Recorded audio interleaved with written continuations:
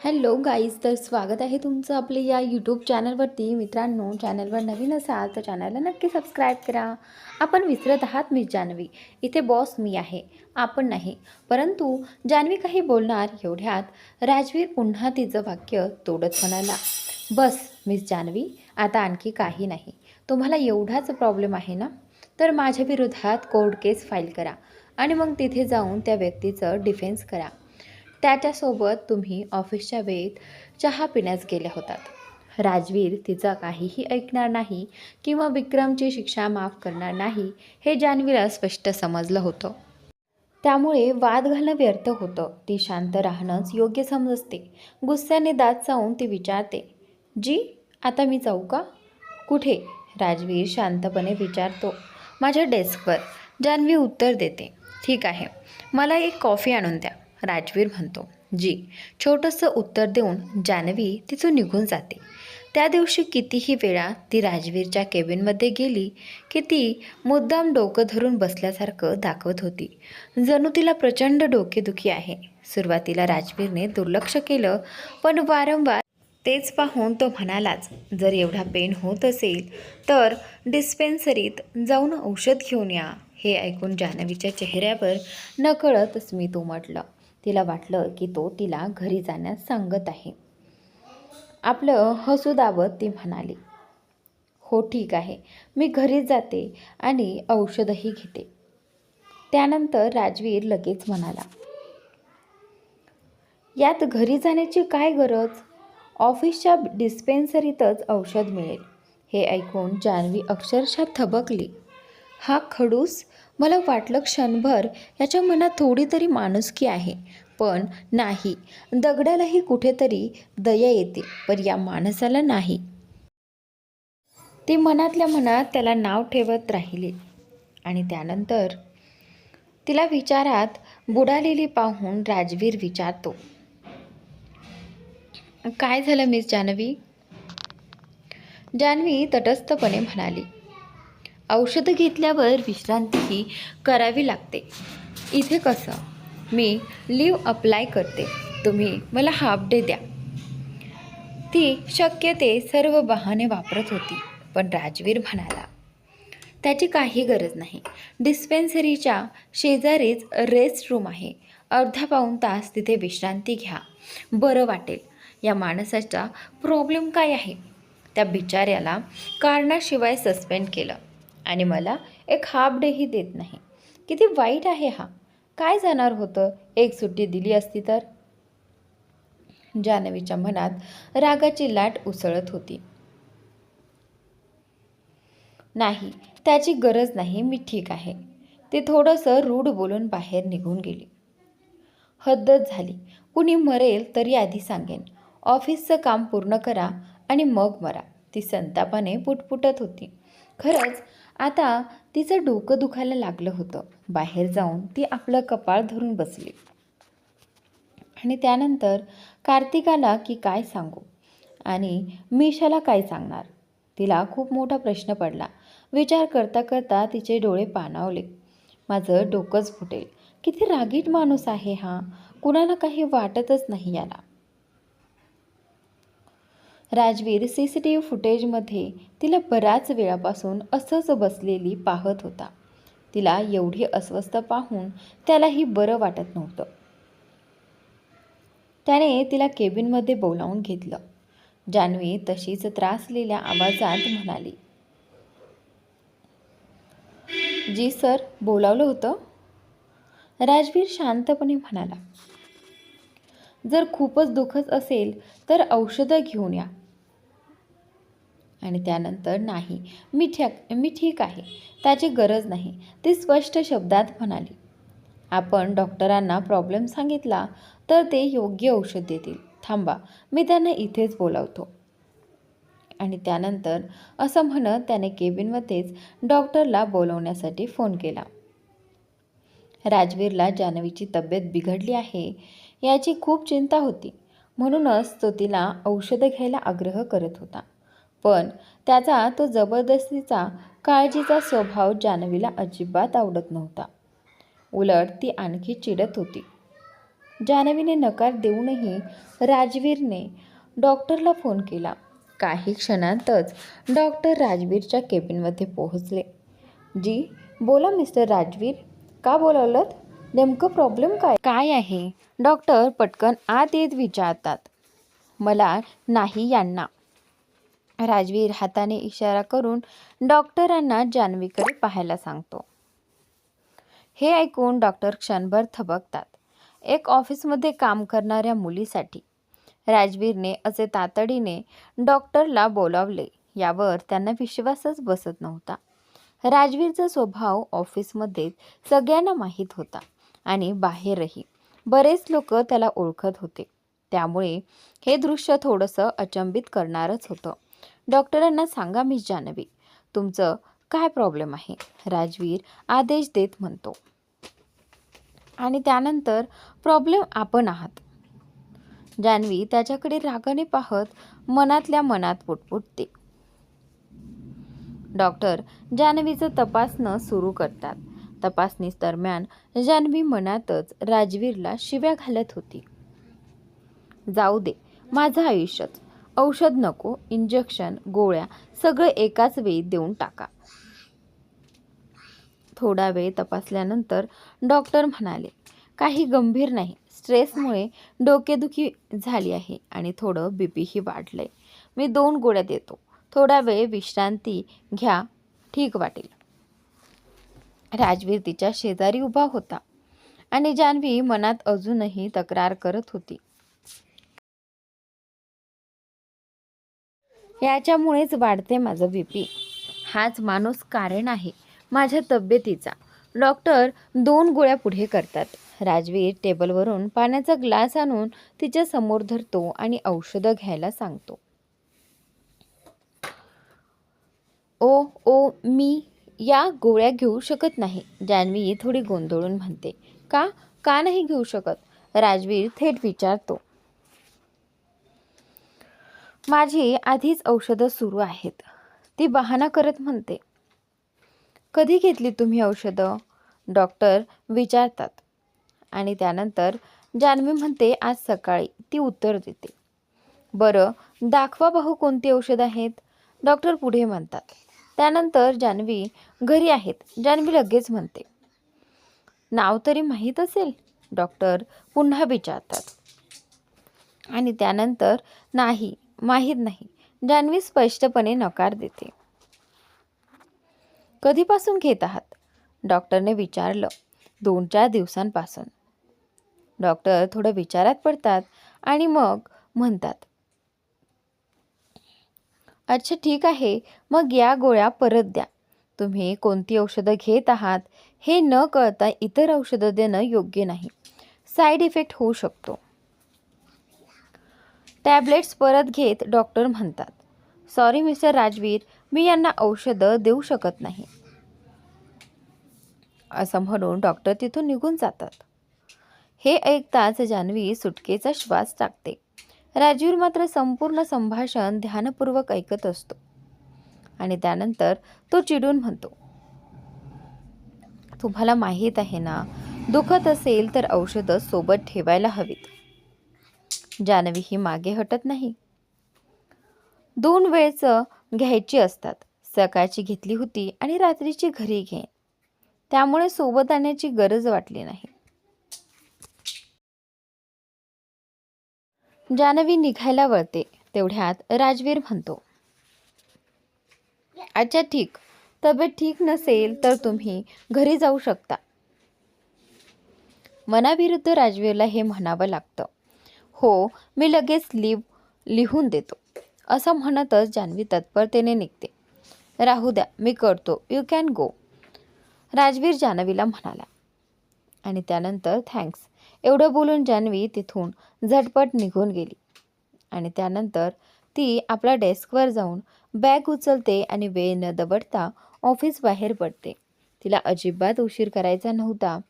राजवीर मागून हाक मारून तिला थांबवेल हीच भीती तिच्या मनात होती. राजवीरचा मूड कधी बदलून जाईल काही सांगता येत नव्हतं. जान्हवी ऑफिसच्या बाहेर येताच तिचा फोन वाजतो. स्क्रीनवर कार्तिकचा नंबर पाहून ती आनंदाने फोन उचलते. कार्तिक विचारतो, कुठे आहेस? त्यानंतर बस आत्ताच बाहेर पडले, जान्हवी उत्तर देते. आणि त्यानंतर तेवढ्यात कार्तिकला ती दिसते आणि तो तो तिला हात हलवून इशारा करतो. जान्हवी ही हसत त्याला हात हलवते. कार्तिक वर येण्यासाठी जिने चढायला लागतो आणि जान्हवी खाली उतरते. दोघे मधोमध भेटतात आणि एकमेकांना जवळ घेतात. अनेक दिवसांनी ते भेटत होते, त्यामुळे जान्हवी खूप आनंदी होती. दोघं एकमेकांच्या मिठीत होते, पण त्यांना हे माहीत नव्हतं की त्यांना कुणीतरी पाहत आहे. होय, तो राजवीरच होता. त्याच्या केबिनच्या विंडोमधून हे सर्व पाहत. तू तर घरी येणार होतास ना? जान्हवी विचारते. आणि त्याचनंतर हो, पण मी लवकर पोहोचलो. वाटलं तू अजून ऑफिसमध्येच असशील, कार्तिक उत्तर देतो. आणि त्यानंतर हे दृश्य पाहताच राजवीर मनात कुरकुरतो. हे सगळं करण्यासाठी सुट्टी हवी होती. इतका वेळ मला मूर्ख बनवत होती आणि मी. त्यानंतर त्याला स्वतःवर प्रचंड राग येऊ लागतो. तो खाली धावत येतो, पण तोपर्यंत जान्हवी तिथून निघून गेलेली असते. आजूबाजूला शोधतो तरी ती दिसत नाही. चिडलेल्या अवस्थेत तो भिंतीवर जोरात पाय आपटतो. केबिनमध्ये येताच तो पेपरवेट उचलून त्या विंडोवर फेकतो, ज्यातून त्याने जान्हवीला कार्तिकच्या मिठीत पाहिलं होतं. भली मोठी काच तडकते. एक तुकडा खाली पडतो. आवाज इतका मोठा असतो की बाहेरच्या सगळ्या स्टाफला कळतं की आत काहीतरी गंभीर घडलं आहे. लंच टाईम जवळ आला होता. ऑफिसमध्ये मिस्टर खुराना यांच्या डीलवर अनेक दिवसांपासून काम सुरू होतं. राजवीर मिस्टर मेहतांना केबिनमध्ये बोलावतो. मला मिस्टर खुराना यांच्या डीलचं सगळं काम आजच पूर्ण हवं आहे. पण सर, त्या कामाला अजून वेळ आहे, मिस्टर मेहता म्हणतात. मी विचारलं का? जे सांगितलंय ते करा. माझ्या टेबलवर सर्व फाईल्स येईपर्यंत ना कुणी लंच करणार ना घरी जाणार. क्लिअर? राजवीर कडाडतो. जी सर, असं म्हणत मिस्टर मेहता बाहेर जातात. ते बाहेर जाऊन संपूर्ण स्टाफला अनाउन्समेंट करून सांगतात की आज लंच नाही आणि कुणी घरीही जाणार नाही, जोपर्यंत दिलेलं काम संपत नाही. हे ऐकून सर्वांच्या चेहऱ्यावर निराशा पसरते, पण काही करण्यासारखं नव्हतं. राजवीरच्या रागासमोर कुणी बोलण्याची हिंमत नव्हती. शिवाय आतून आलेल्या आवाजामुळे सगळ्यांचा आवाज नक्कीच पक्का झाला होता की आज त्यांचा मूड खूपच खराब आहे. राजवीर दोन्ही हात टेबलावर ठेवून उभा होता. संतापाने थरथरत म्हणाला, ती मुलगी मला फसवून गेली. सोडणार नाही मी. तो स्वतःला दोष देत होता. त्याला एकदम धोका दिल्यासारखं वाटत होतं. जान्हवी दुसऱ्या कुणाच्या मिठीत पाहून त्याच्या मनात जळजळ उसळली होती. त्याला वाटत होतं की जान्हवीने खोटं बोललं, त्याचा विश्वास तोडला. मला तिला जाऊच द्यायला नको होतं. सकाळपासून घरी जायचं म्हणत होती. तो स्वतःशीच पुटपुटला. आज जान्हवीच्या कारणामुळे आधी विक्रम आणि आता पूर्ण स्टाफच त्याच्या रागाचा बळी पडला होता. हे जान्हवीला बिलकुलही माहीत नव्हतं. ती तर आनंदाने ट्रेनमध्ये बसली होती. गावाला जाण्याच्या उत्साहात अनेक दिवसांनी कार्तिकला भेटल्यामुळे ती संपूर्ण प्रवासभर बोलत होती. कार्तिक शांतपणे प्रेमाने तिचं बोलणं ऐकत होता. ती आनंदी दिसत होती आणि त्याला ते पाहूनच समाधान मिळत होतं. जान्हवी आज खूप आनंदी होती. कित्येक दिवसानंतर ती आपल्या घरी जात होती. आपल्या आईला मिशाला भेटणार होती, त्यामुळे तिचा उत्साह आवरत नाही. पण दुसऱ्या बाजूला राजवीर मात्र संतापाने पेटलेला होता. त्याचा राग आज कोणावर निघणार आणि कोण त्याचा बळी ठरणार याची कुणीही कल्पना केली नव्हती. जान्हवी तर खुशीत ऑफिसमधून निघून गावाला पोहोचली होती, पण तिला याची कल्पना नव्हती की तिच्यामुळे आज पूर्ण ऑफिसच अडचणीत सापडलं आहे. रात्रीचे 9 वाजले होते, पण अजूनही पूर्ण स्टाफ ऑफिसमध्येच बसून घाईघाईने काम उरकण्यात गुंग होता. राजवीरही आपल्या केबिनमध्ये लॅपटॉपवर काहीतरी काम करत होता. काम करताना त्याच्या डोळ्यांसमोर पुन्हा पुन्हा जान्हवीचा चेहरा यायचा. विशेषतः तिने कोणाला तरी मिठी मारतानाचा क्षण.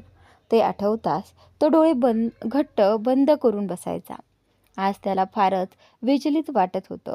जे काम तो 30 मिनिटात उरकतो ते काम आज त्याला 1 तासापेक्षा जास्त वेळ लावत होतं. त्यामुळे तो आणखीनच चिडला होता. इकडे जान्हवी आपल्या गावात पोहोचली. तिची आई आशाजी सकाळपासून तिच्या स्वागताची तयारी करतच होती. दारात उभी राहून ती कित्येक वेळेपासून जान्हवीची वाट बघत होती. जान्हवी आणि कार्तिक समोर येताच आशाजींचा आनंद आवरेना. त्या धावत जाऊन जान्हवीला बिलगल्या. दोघीही आई मुलगी एकमेकींच्या मिठीत रडायला लागल्या. पहिल्यांदा कार्तिक शांतपणे बाजूला उभा होता. मग दोघींना शांत करत म्हणाला, "मीही आलोय ताईजी, मला पण बघा ना." आणि त्यानंतर आशाजींनी डोळे पुसले आणि कार्तिककडे वळताच त्याने त्यांच्या पायाला नमस्कार केला.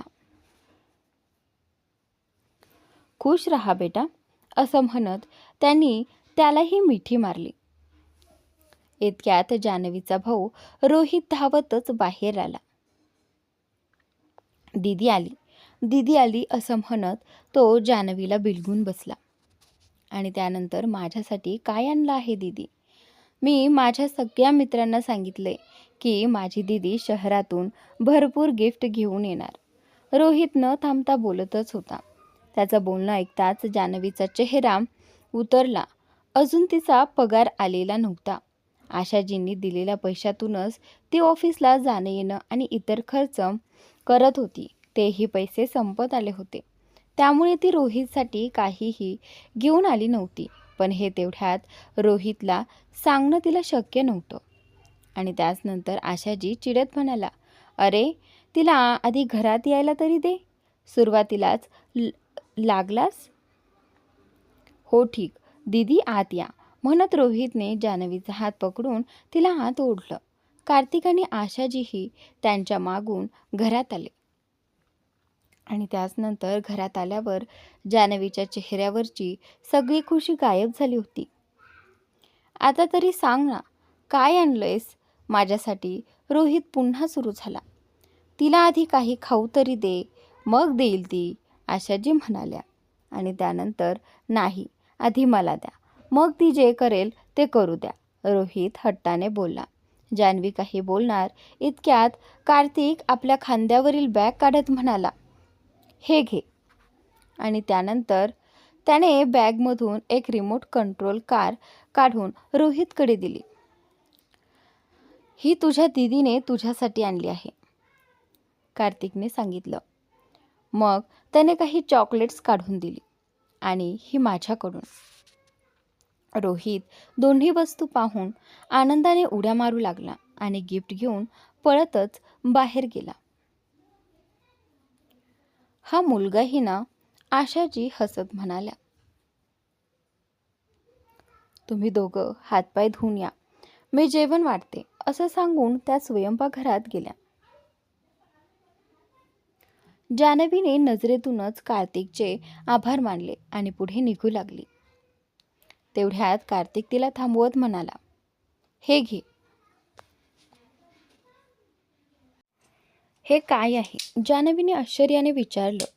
"साडी आहे ताईजींसाठी, त्यांना देऊन टाक, त्यांना खूप आवडेल," कार्तिक शांतपणे म्हणाला. जान्हवी काही बोलणार इतक्यात आशा कुठून तरी आवाज देत म्हणाल्या, "लवकर या हो, मी जेवण वाढून ठेवलं आहे." दोघेही हात तोंड धुवून आले. आज आशाजींनी खास करून सगळं जेवण जान्हवीच्या आवडीचं बनवलं होतं. कित्येक दिवसांनी तिने आईच्या हातचं जेवण खाल्लं होतं, म्हणून ती खूप मजेत खात होती. जेवण झाल्यावर कार्तिक आपल्या घरी निघाला. त्याच्या घरच्यांनाही त्याचीच वाट पाहत होते. इकडे मिशा तर बाहेर कदाचित किती वेळ फिरून आली होती. ती खूप वेळपासून त्याचीच वाट बघत होती. कार्तिक दिसताच ती ओरडली. कार्तिक आला, पण लगेचच तिचा चेहरा उतरला, कारण कार्तिकसोबत जान्हवी दिसली नाही. तिला वाटलं जान्हवी आलीच नाही. जान्हवी नाही आली. तिने उदास आवाजात विचारलं. नाही, कार्तिकने थोडक्यात उत्तर दिलं. का? तिने तर कालच सांगितलं होतं ती येईल. मी तर तिला माझ्या मैत्रीची कसम दिली होती, तरीही नाही आली. मी आता तिच्याशी कधी बोलणार नाही. मीशा रडू कोसळेल अशी झाली. अगं, आली आहे. तिच्या घरीच सोडून आलो आहे मी. कार्तिक शांतपणे तिला समजावत म्हणाला. अरे, घरात तरी घेऊन आला असता. मला भेटायचं होतं ना तिला, मीशा तक्रार करत म्हणाली. कार्तिकने तिची तक्रार दुर्लक्षित केली आणि तिला बाजूला सारत तो घरात शिरला. मीशा नाराज चेहऱ्याने त्याच्या मागूनच आत आली. कार्तिकला पाहताच सुनीताजी खूप खुश झाल्या. त्यांनी त्याच्यासाठी खूप काही बनवलं होतं. जरी तो जान्हवीच्या घरी जेवून आलेला असला तरीही सुनीताजींच्या मायेनं केलेलं जेवण तो नाकारू शकला नाही. रात्री 10चा ठोका लागला होता. मिस्टर मेहतांच्या खूप आग्रहामुळे अखेर राजवीरने स्टाफला सुट्टी दिली. तो स्वतःही आज उशिराच ऑफिसमधून निघाला. रात्री 12 वाजून गेल्यावर तो घरी पोहोचला. नेहमीप्रमाणे कपडे बदलून तो थेट शॉवरखाली उभा राहिला. शॉवरखाली उभा असतानाही त्याच्या मनातून जान्हवीचा विचार जात नव्हता. मनात कुठेतरी एक वेदना टोचत होती. कदाचित त्याच्या आयुष्यातील ती पहिली मुलगी होती जिच्या जवळकीने त्याला अस्वस्थता वाटली नाही. पण आज त्याने जे पाहिलं होतं त्याने त्याला धोका झाल्यासारखंच वाटत होतं. शॉवरमधून बाहेर येऊन त्याने कपडे घातले आणि सोफ्यावर बसून पुन्हा लॅपटॉप उघडला आणि कामाला लागला. त्यावेळी कुठेतरी दुसऱ्या ठिकाणी एक बाई रागाने म्हणत होती, मी दिल्लीला जाते आहे. लवकर त्याला शोध आणि माझे पैसे परत आणून दे. ऐकलंस? पैसे परत आले की मी लगेच इथे येईन. मग ठरवू पुढे काय करायचं. त्या राजवीरला मी सोडणार नाही. किती दिवस पडेल, आज नाही तर उद्या. त्याला देवाघरी पाठवीनच. जी मॅडम, रवीने उत्तर दिलं. इकडे राजवीरच्या डोळ्यात झोप नव्हती, पण जान्हवी मात्र छान झोपलेली होती. तरी अचानक कुणीतरी तिला हलवतंय असं तिला जाणवलं. तिने डोळे उघडले तरी मीशा तिच्या समोर उभी होती आणि तिला जोरजोरात हलवत उठवत होती. मीशाला पाहताच जान्हवी चिडली. काय रे मीशा, इतक्या सकाळी का त्रास देतेस? ओ हॅलो, तू इथे माझ्या साखरपुड्यासाठी आली आहेस की झोपण्यासाठी? मीशाने टोमणा मारत म्हटलं. अगं, थोडं होऊ दे ना. जान्हवी अजूनही झोपाळलेल्या आवाजात पुटपुटली. उठ ग कुंभकर्ण, आजच आहे माझा साखरपुडा, असं म्हणत मीशाने तिला अक्षरशः धक्का देऊन बसवलं. जान्हवी डोळे चोळत उठली. दोघींच्या गप्पा सुरू झाल्या आणि बोलता बोलता मीशाला तर स्वतःचाच साखरपुडा विसरायला झालं. इतक्यात आशाजी आत आल्या आणि म्हणाल्या, उठा आता दोघीही, बाकी गप्पा नंतर मारा. जान्हवी उठताच सरळ वॉशरूममध्ये जाते. मीशा तिला अंजू भाभींच्या घरी यायला सांगून तिथून निघून जाते. अंघोळ करून बाहेर आल्यावर जान्हवी आपली साडी आणि लागणारं सामान घेते आणि अंजू भाभींच्या घरी जाते. मीशाला तयार करायचं काम तिच्याकडेच होतं, त्यामुळे स्वतःला तयार करायला ती तिथेच जाते. जान्हवी तिथे पोहोचते तेव्हा मीशा अजून तयार होत असते. तिने सुंदर लेहेंगा घातलेला असतो आणि तो तिच्यावर खूपच छान दिसत होता. आज तर जिजू सरळ फ्लॅटच होतील मिशू, जान्हवी मोठ्या आवाजात म्हणते.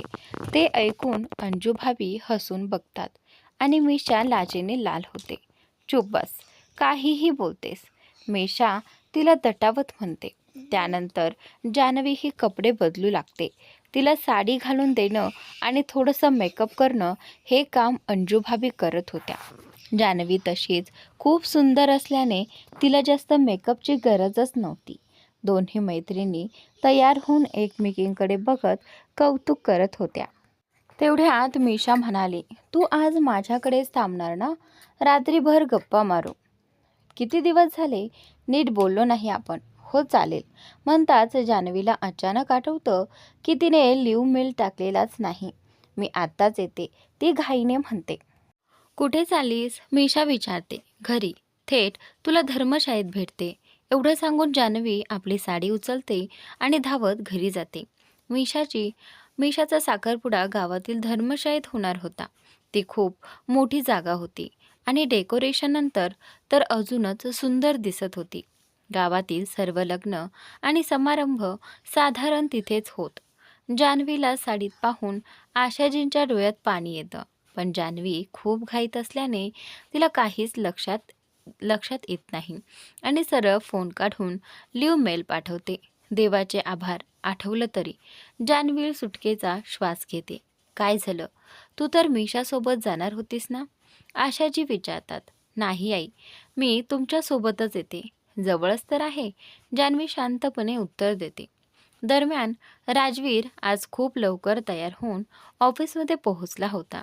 त्याला लवकरात लवकर जान्हवीशी बोलायचं होतं. तिने त्याला खोटं का सांगितलं हा विचार त्याच्या मनातून रात्रभर जात नव्हता. त्यामुळे तो झोपला देखील नव्हता. अजून ऑफिसची वेळही झाली नव्हती आणि स्टाफही पूर्ण आला नव्हता. तरीही राजवीर केबिनमध्ये बसून जान्हवीच्या येण्याची बेचैनीने वाट पाहत होता. वेळ झाला तरी जान्हवीचा काहीच पत्ता नव्हता. तो केबिनमध्ये चक्रा मारत CCTV फुटेजमध्ये तिची सीट पाहत राहिला. पण ती रिकामीच होती. काय रेकॉर्ड लावते ही लेट येण्याचा, तो स्वतःशी चिडून बोलला. शेवटी न राहून त्याने मिस्टर मेहतांना बोलावलं. मी जान्हवी अजून ऑफिसला का नाही आली? कळून सांगा, तो कठोर आवाजात म्हणाला. जी सर, म्हणत मिस्टर मेहता बाहेर गेले. थोड्या वेळाने ते परत येऊन म्हणाले, सर, त्यांची सिक लीव्ह आली आहे. त्या आज ऑफिसला येणार नाहीत. हे ऐकताच राजवीर संतापून मूठ आवळतो आणि म्हणतो, लीव्ह खारिज करा आणि त्या लगेच ऑफिसमध्ये पोहोचाव्यात असा मेसेज पाठवावा. जी सर, म्हणत मिस्टर मेहता बाहेर जातात. त्याचवेळी कार्तिक सकाळपासूनच धर्मशाळेत व्यस्त होता. तो एकुलता एक भाऊ होता मिशाचा. सजावट, जेवणाची व्यवस्था सगळ्यावर लक्ष ठेवत होता. आता त्याचे चुलत भाऊही मदतीला आले होते. जा रे बेटा, मिशाला घेऊन ये. इतक्यात सुनीता काकू येऊन कार्तिकच्या एका चुलत भावाला सांगतात. मीच घेऊन येतो आई. शिवाय यांना अंजू वहिनींच्या घराचा रस्ता तरी माहीत असणार कुठे? कार्तिक हसत म्हणतो. कार्तिक गाडी घेऊन अंजू वहिनींच्या घरी पोहोचतो.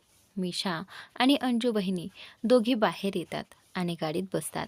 अरे जानू, कुठे गेली? तुझ्याबरोबर नव्हती का? मला वाटलं तुझ्याच सोबत असेल.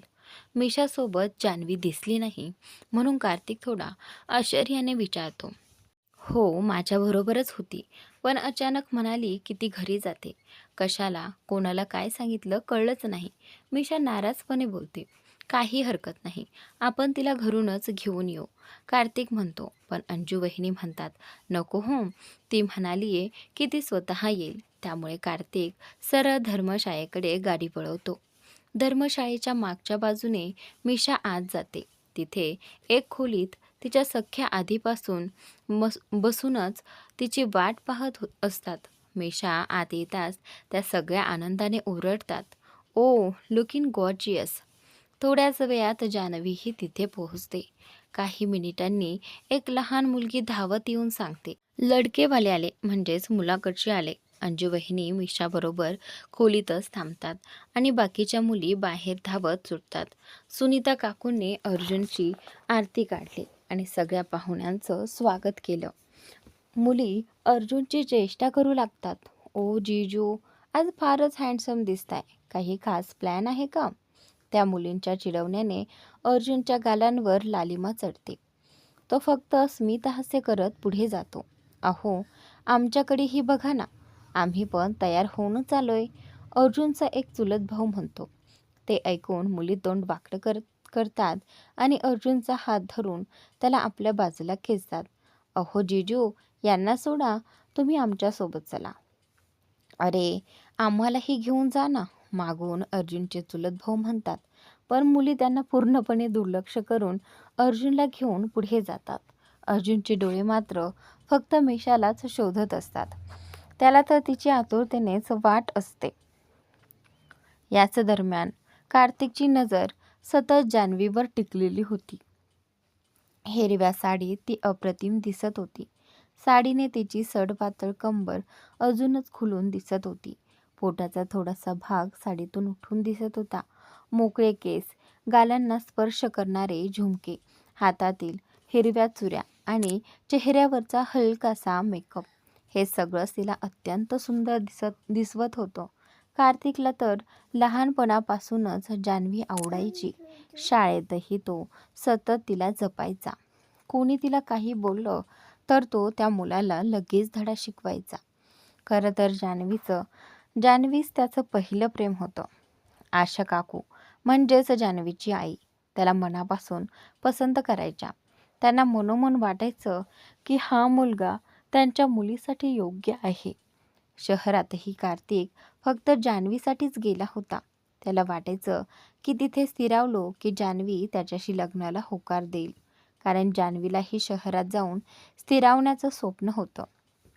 कार्तिक तिच्याकडेच बघत उभा होता. तेवढ्यात कुणीतरी त्याच्या डोळ्यासमोर हात हलवत म्हणाले, ओ हॅलो मिस्टर, कुठे हरवलात? काय चाललंय? जान्हवीकडून लक्ष हटल्यामुळे त्याचा चेहरा उतरला आणि त्याने ऐश्वर्याकडे विचित्र नजरेनं पाहिलं. काय झालं, ओळखलं नाही? आपण भेटलो होतो ना शहरात, शॉपिंगला आले होते तेव्हा. मी अर्जुन भैयाची बहीण. विसरलात? इतक्या लवकर कसं विसरलात? ऐश्वर्या त्याला आठवण करून देण्याचा प्रयत्न करत म्हणाली.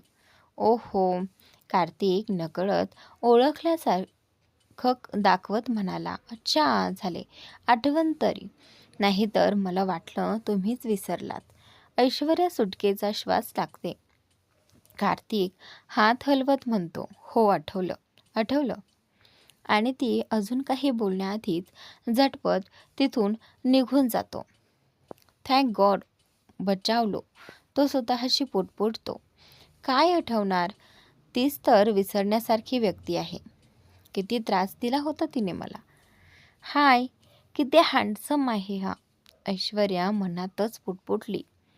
शादी तर मी याच्याशीच करेन. कार्तिकने निळी शर्ट आणि डार्क ब्ल्यू जीन्स घातली होती. शर्टचा वरचा बटन उघडा, केस एकदम सेट. तो खूपच देखणा दिसत होता. जान्हवी आणि मिशाची काकू मिशाला आणायला गेली होती. मिशा हॉलमध्ये पाऊल टाकताच अर्जुनच्या तर जणू नजरा स्थिरच झाल्या. हलक्या गुलाबी रंगाच्या लेहंग्यात ती अप्रतिम दिसत होती. जुळले मोठे इयरिंग्स, गळ्यात साधा नेकलेस, हातात बांगड्या, मोकळे केस, सुंदर स्टाईलमध्ये. आज ती खरोखरच जणू आकाशातून उतरलेली अप्सरा भासत होती. अर्जुनच्या नजरेतून तिला एक सेकंदही सुटका नव्हती. ते पाहून ऐश्वर्याने त्याच्या कानात हळूच म्हटलं, बस करा भाऊ, तुमचीच आहे ती. पण तिच्या बोलण्याचा अर्जुनवर काहीच परिणाम झाला नाही. तो तसाच मिशाकडे पाहत राहिला. आज तोही खूप देखणा दिसत होता. त्याने पांढरा कुर्ता, पायजमा आणि मिशाच्या लेहंग्याला जुळणारी हलकी गुलाबी जॅकेट घातली होती. उजव्या बाजूला एक नीटसं ब्रोचही लावलेला होता. दरम्यान राजवीर कितीतरी वेळापासून वाट पाहत होता, पण जान्हवीचा अजूनही काही पत्ता नव्हता. त्याला आता अजिबात थांबवत नव्हतं. म्हणून त्याने मिस्टर मेहतांना फोन करून आपल्या केबिनमध्ये बोलावलं. काय झालं मिस्टर मेहता? मिस जान्हवीला मेल केला ना? काही उत्तर आलं? राजवीर बेचैन स्वरात विचारतो. हो सर, मी त्यांचे ॲप्लिकेशन रिजेक्ट करून मेलही केला आहे आणि त्यांना लवकरात लवकर ऑफिसमध्ये येण्यास सांगितलं आहे. पण त्यांच्याकडून अजून काही उत्तर आलेलं नाही आहे. कदाचित त्यांनी मेल चेक केला नसेल. मेहता शांतपणे म्हणाले, ठीक आहे, त्यांना कॉल करा आणि ऑफिसमध्ये बोलवा. राजवीरने ठामपणे सांगितलं. जी सर, असं म्हणत मेहता तिथून निघून गेले. त्यांना मात्र हे खूपच आश्चर्यकारक वाटत होतं. राजवीर जान्हवीला ऑफिस बोलावण्यासाठी एवढा उतावळा का झाला आहे? हॉलमध्ये अर्जुन आणि मिशा स्टेजवर होते. दोघांच्या अंगठ्या आल्या. त्यांनी एकमेकांना अंगठ्या घातल्या आणि सगळ्यांनी टाळ्यांचा आवाज केला. पाहुणे एक एक करून दोघांचे अभिनंदन करत होते. कार्तिक कित्येक वेळापासून जान्हवीशी बोलण्याची संधी शोधत होता. पण ती खूप कामात गुंतली होती. वरून ऐश्वर्या तर सतत काही ना काही कारण काढून कार्तिकशी बोलायला येत होती आणि तो तिच्यापासून सुटका करून घेण्यातच गुंतून पडला होता. तेवढ्यातच त्याचे काही मित्र आणि चुलत भाऊ आपापसात हळू आवाजात बोलू लागले, यार, स्टेजवर हरी साडीत जी मुलगी उभी आहे ना, कमाल, मुलीकडून आहे का? नाही रे, ती मिशा आणि कार्तिकची बेस्ट फ्रेंड आहे, त्यांच्यातला एक म्हणाला. मला ती खूप आवडली आहे. मी आईला सांगतो. इतक्या दिवसांपासून विचारत आहेत, कोणी मुलगी आवडली आहे का? घेऊन ये म्हणून. हीच योग्य आहे. अरे स्वतः जाऊन बोल त्या मुलीशी. दुसऱ्याने त्याला ढकलत म्हटलं.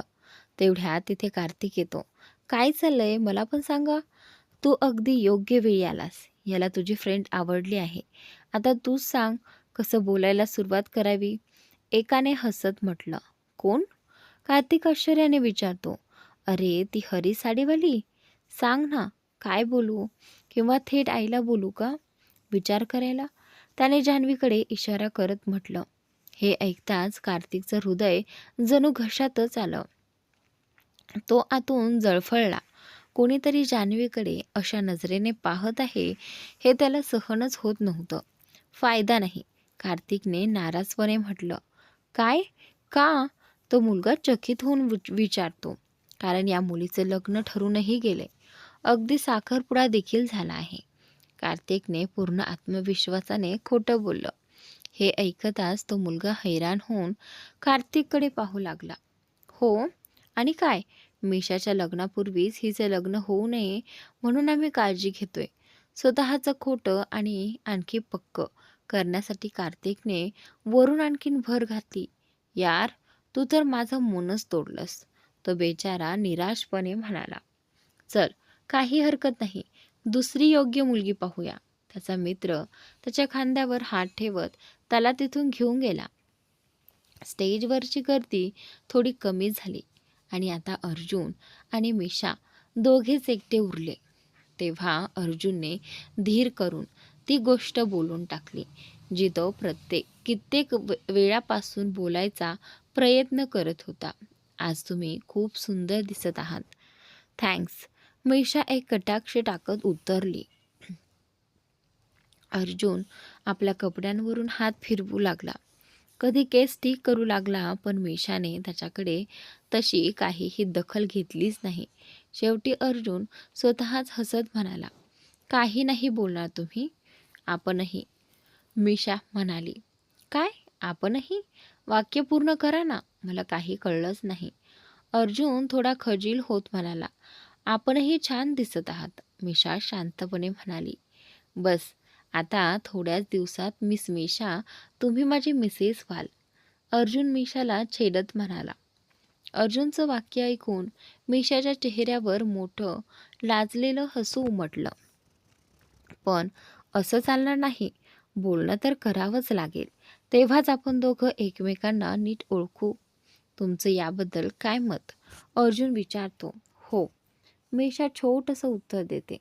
अर्जुन तिचा हात धरायला जातो, पण मिशा पटकन हात मागे घेते. काय करत आहात तुम्ही? कोणी बघेल, मिशा हलकेच ओरडते. अर्जुनने खूप प्रयत्न केला, पण तो बेचारा अपयशीच ठरला.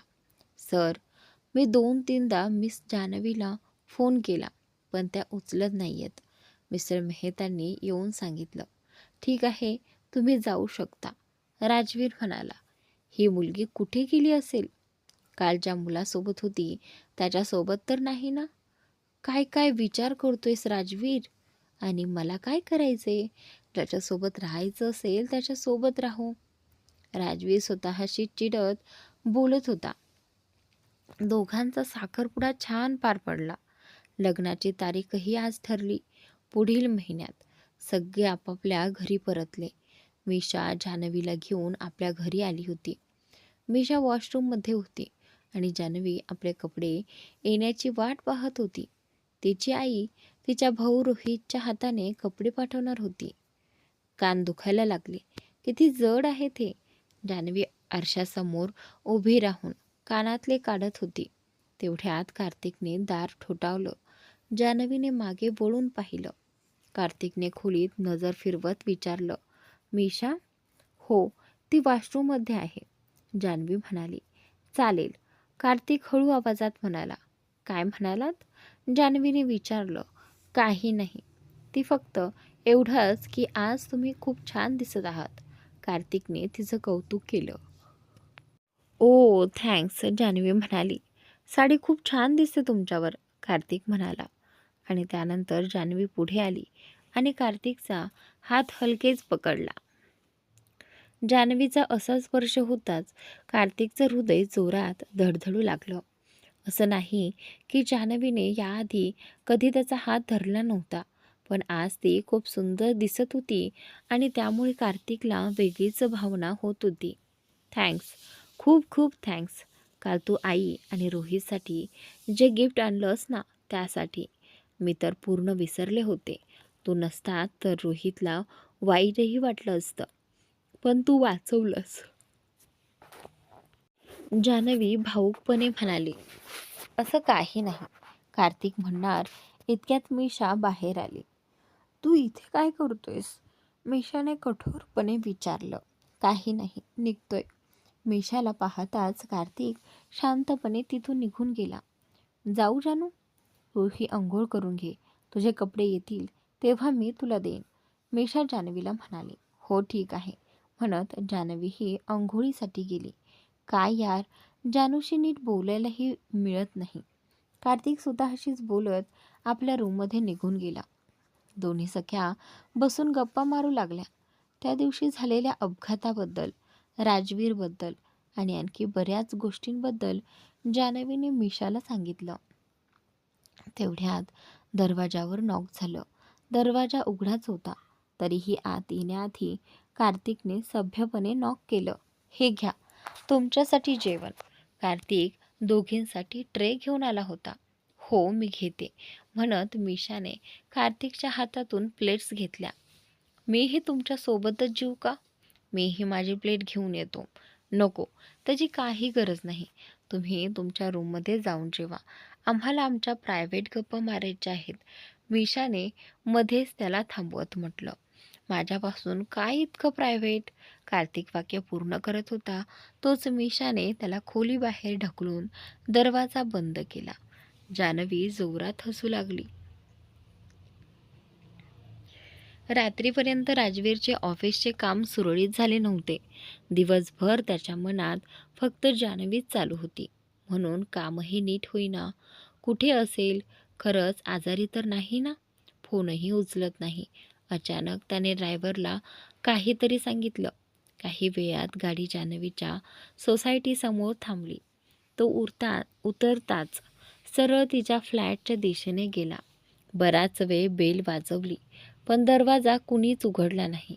फ्लॅटमध्ये कोणीच नव्हते. जान्हवी गावाला गेली होती आणि तनू आपल्या कामावर. मायूस होऊन राजवीर परत गाडीत बसला. घरी आल्यावर राजवीर बाल्कनीत उभा राहिला. मनात पुन्हा पुन्हा एकच विचार, कुठे गेली असेल? घरी नव्हती. असती तर दरवाजा तरी उघडला असता. त्या मुलासोबत तर नाही ना? नाही, असं होऊ शकत नाही. कॉल करू? पण नंबरच नाही माझ्याकडे. मिस्टर मेहतांकडून मागू. पण आता तर उशीर होईल. उद्या तरी ऑफिसला येईल ना? हो नक्की येईल. जास्त सुट्ट्या मिळणारही नाहीत तिला. अगं, पुढच्या महिन्यात माझं लग्न आहे. तुला सगळ्या कार्यक्रमांना यायचं आहे आणि लग्नाआधी आठवडा तरी इथे येऊन राहा, कोणीतरी म्हणाला. प्रयत्न करीन, जान्हवी बोलत होती. तेवढ्या दरवाजावर पुन्हा नॉक झाला. मीशा जाऊन दरवाजा उघडते. हे धूत, कार्तिक ट्रे पुढे करत म्हणाला. ओ थँक्यू, म्हणत मीशाने 2 ग्लास घेतले आणि दरवाजा बंद करायला लावली. अरे काय करतेस? माझा ग्लासही आहे त्यात. मला आत येऊ दे, कार्तिक म्हणाला. का? आत येऊन काय करणार तू? मीशाने भुवया उंचावत विचारलं. इतक्या दिवसांनी घरी आलोय, मला माझ्या बहिणीशी बोलायचं आहे. का नाही बोलू शकत? कार्तिकने नाराजीने उत्तर दिलं.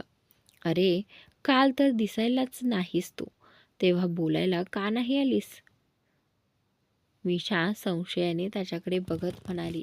अगं येऊ दे ना त्याला, भाऊ आहे तुझा, जान्हवी हसत म्हणाली. जान्हवी एवढं म्हणताच कार्तिक मिशाला बाजूला करत खोलीत आला आणि तिथेच बसला. तिघेही रात्री उशिरापर्यंत गप्पा मारत होते. मग कार्तिक आपल्या खोलीत निघून गेला. जान्हवी आणि मिशा देखील झोपून गेल्या. बोलत बोलतच मिशा झोपली होती. पुढच्या दिवशी लवकरच जान्हवी आपल्या घरी निघून गेली. तिने जाण्यासाठी आपलं सामानही आवरून ठेवलं होतं. जरी तिच्या मनात अजिबात इच्छा नव्हती जाण्याची, तरीसुद्धा पर्यायही नव्हता. आईने तिच्यासाठी खूप काही बनवून ठेवलं होतं, जे ती सोबत घेऊन जाणार होती. जान्हवीचा मूड खूपच खराब होता. आशाजींनीही खूप वाईट वाटत होतं. रोहित तर सकाळीच जान्हवीला भेटून शाळेला गेला होता.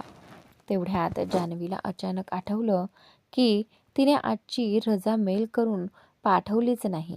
ती मेल उघडून बघते तर कळतंय की काल पाठवलेली तिची ॲप्लिकेशन रिजेक्ट झाली होती. ते पाहून ती हादरून गेली. आज परत मेल पाठवून काही उपयोग नाही. हा खडूस रजा का रिजेक्ट केली? विक्रमने तर सांगितलं होतं की मी असं मेल केलं तर रजा नक्की मिळेल. देवा, माझ्यासोबतच असं का होतं? काल 10 मिनटं उशिरा आले म्हणूनही माझी आकडतोड केली होती याने, आणि आता मी तर पूर्ण दिवसाची रजा घेतली आहे. असं बोलत जान्हवीने उदासपणे फोन बॅगेत ठेवला. जान्हवी नाश्ता करण्यासाठी बसणार इतक्यात मिशा तिथे आली. आजही आशाजींनी जान्हवीच्या आवडीचे सगळे पदार्थ बनवले होते. वा, किती छान वास येतोय. ताईजी, सुगंध इतका छान आहे, तर चव किती जबरदस्त असेल, मिशा आनंदाने म्हणाली. आशाजीने विचारलं, कार्तिक नाही आला तुमच्यासोबत? नाही, त्याच्या आईने त्याच्या आवडीचा नाश्ता केला आहे, तो घरीच खातोय. मी म्हटलं आज जान्हवीसोबत नाश्ता करू म्हणून आली. मिशा म्हणाली, हो हो, बसा दोघी, लगेच वाढून देते, आशाजींनी प्रेमाने सांगितलं. दोघींना त्याने खूप प्रेमाने नाश्ता वाढवला आणि दोघींनीही मनसोक्त खाल्लं. नाश्ता झाल्यावर दोघींच्या गप्पा पुन्हा सुरू झाल्या. मिशा नाराजपणे म्हणाली, काय यार, इतक्या लवकर का निघते आहेस? कोणी एवढ्या सकाळी ट्रेन पकडतं का? दुपारची ट्रेन घेतली असतीस तर. जान्हवी म्हणाली, मला काहीच माहिती नाही. कार्तिकने साऱ्या तिकिटांची व्यवस्था केली. खरं सांगू, मला वेळच काहीच माहीत नाही. इतक्यात कार्तिक तिथे पोहोचला. घे, नाव घेता शैतान आला, मिशा चिडून म्हणाली. काहीही बोलू नकोस. जान्हवीने तिला शांत केलं. कार्तिक म्हणाला, चला जानू, आपल्या ट्रेनचा वेळ झालाय. हे ऐकताच खोलीत असलेल्या सगळ्यांचे चेहरे उतरले. खोल श्वास घेत जान्हवी उठली. तिने आशाजी आणि मिशाला घट्ट मिठी मारली. तिघांचेही डोळे पाणावले. कार्तिकने आशाजींचे चरण स्पर्श केले आणि दोघांनी त्यांना व मिशाला निरोप दिला. राजवीर आजही ऑफिसमध्ये लवकरात लवकर आला होता. वॉचमन शिवाय अजून कोणीच ऑफिसमध्ये आलेलं नव्हतं. त्याचा पूर्ण रात्रभर झोपे